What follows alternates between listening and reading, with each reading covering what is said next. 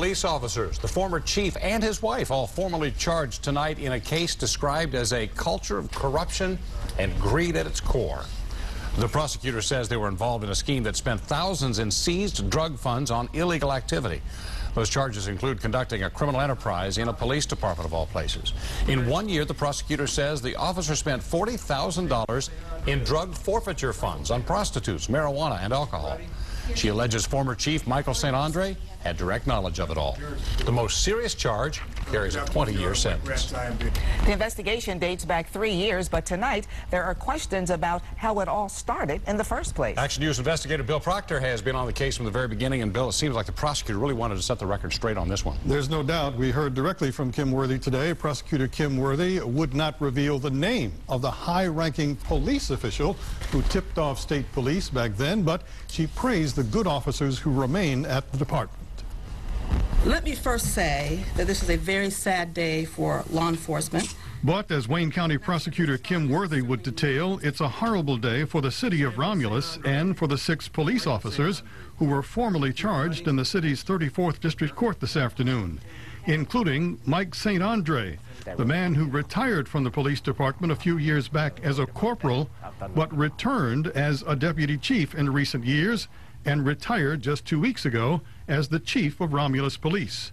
Among the serious charges, misuse of City of Romulus funds for personal gain, solicitation of prostitutes for personal gratification, and the buying of marijuana and alcohol to the tune of over $40,000 in a 1-year period. This happened repeatedly.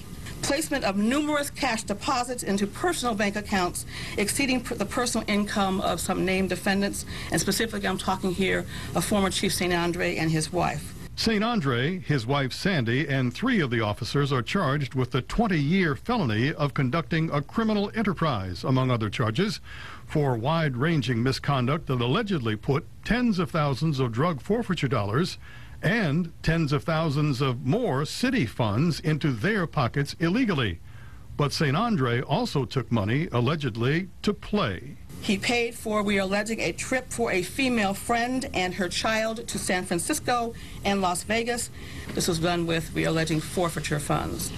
Attempts to bribe and intimidate witnesses, receiving and concealing stolen property, double dipping and charging the City of Romulus for police property, also expensing the City of Romulus for the same expenses. Worthy also said the chief's wife allegedly received a large sum of the ill-gotten gains. The purchase and operation of a Westland tanning salon to the tune of over $75,000.